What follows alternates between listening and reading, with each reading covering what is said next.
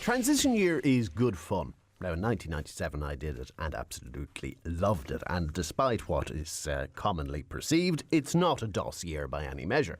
As a student, you get to branch out into various different areas of learning that you wouldn't ordinarily have a chance to look at. In fact, going back to the conventional system in fifth year can be quite a drag, if you're honest.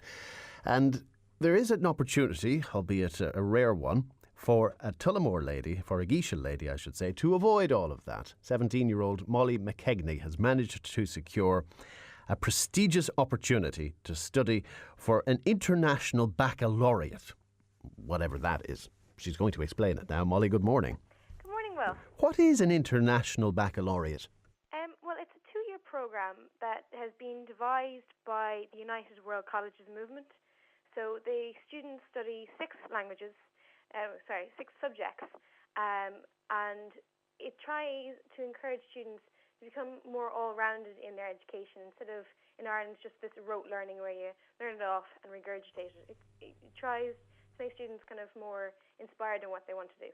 And how many students get the opportunity to study in this way? Well, there's 14 schools in the world, so each school usually takes on about 100 new students every year, and it's a 2-year program. So there's about 200 students every year. So tell us about your journey to the point you're at now. Sorry, say that again? Tell us about your journey to the point you're at now. How did this opportunity come about for you, and what was your schooling like up until now? Well, I had a really good time in the Sacred Heart. So I heard about UWC through my cousin Sarah.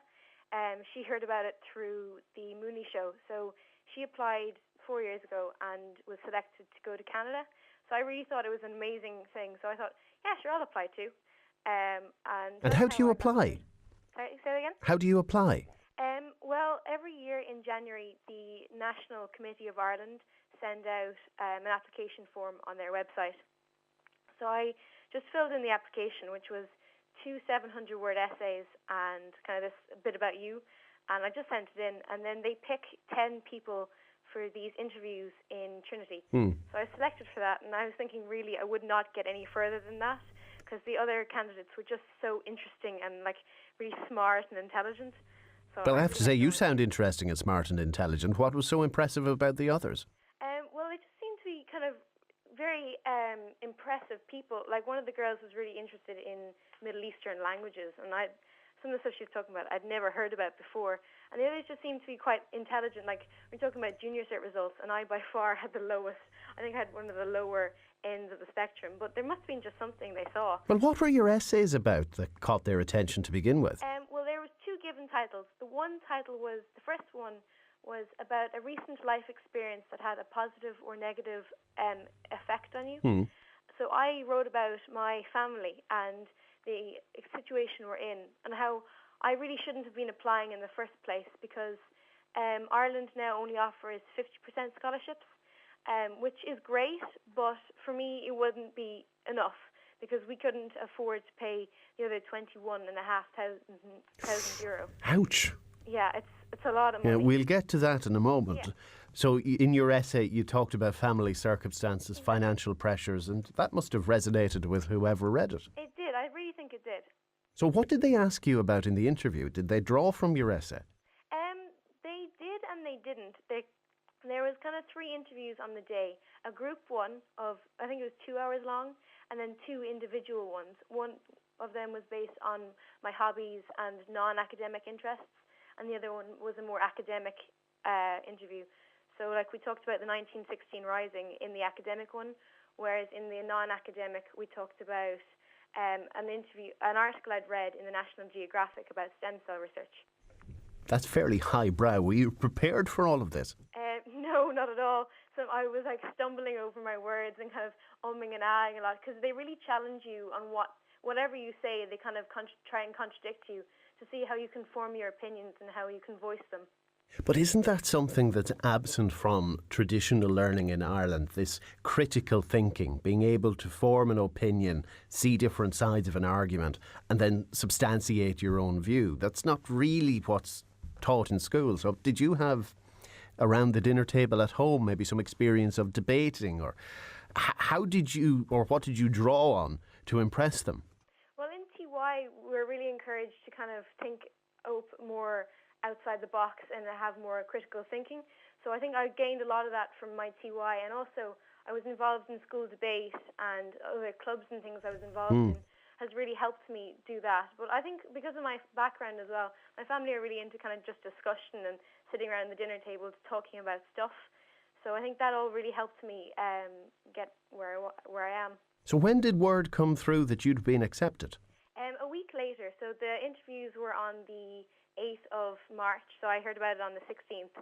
So I had just come home from the European Youth Parliament Nationals, and I got an email saying, congratulations, you've been accepted. And it was such mixed emotions for me, because I'm so close to my family that I was really shocked and delighted at the same time. Yeah, because this is a big commitment. You'll be going away to Italy for 2 years to study, and that's not exactly around the corner. No. Where in Italy, by the way?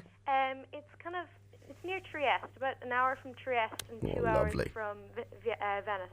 Oh, lovely. Beautiful. Slightly jealous now, I have to confess. Yeah, just slightly. It's just stunning. Back to the small matter of €21,500, the other 50% of the scholarship, which they won't cover. How are you going to come up with the money? Well, I'm going through various different means. The first and my main concern is crowdfunding. So we have a crowdfunding page, and it's been up kind of 3 days now, and so far we've raised €885 from just people pledging small amounts of money. It's such an amazing platform. And then we've also had 2 amazing donors. One was this fantastic man down in Cork. He pledged €5,000, and then last week... Do you know this man? No, what happened was I sent a letter to my granddad's friend, who then sent this letter on to Pat the Cope Gallagher, who sent it on to Tom Kavanagh, who ended up donating. So through a long chain of family and friends, I got in contact with him, and he's a really nice man, and he was involved in a lot of education down in Fermoy, where he's from. Wow. Yeah. So you've never met him, and yet he was prepared to donate €5,000 for your education. Exactly. He's That's just incredible. An amazing guy. So you're a fair bit along the journey. How much is left in terms of fundraising then? Just under €16,000. Oh, right. You're not that far along the journey about then. 40%. And does that cover not just tuition but accommodation and general expenses, flights and so on as well? Yeah. So 21,500 covers tuition and living expenses there. The additional money covers expenses there and then other expenses that will be incurred. So school activities like music and school trips and things like that. What's at stake? In other words, when you graduate, please God, and have your IB, your International Baccalaureate, what do such graduates tend to go on and do, and how do they fare relative to other students? Well, the IB is international, so if I feel like it, I can come back and study in any of the universities or colleges here, as long as I get an Irish exemption. Some students that have gone to the school I'd be going to have gone to study international affairs. One of the alumni is the head of UNESCO, I think the environment section. One lady, her name is Finola. She's a head lawyer for the state at the moment now, I think. So people have gone on to various different things. High achievers indeed. Exactly. If you want to help out with Molly's case, Molly, how can you go about it? Well, I have a website. It's mollymckeagney.com, Keagney. We also have a Facebook page, which is Molly McKeagney UWC Adriatic Appeal, and that has all the links to my website and my Indiegogo crowdfunding platform. Well, we wish you all the best. Keep us apprised. What's the deadline by which you need all the money together? I have to have everything sent off by the 5th of August. Okay. So not far. Clock is ticking. Exactly. Best of luck, Molly. Thank you very much. Thank you for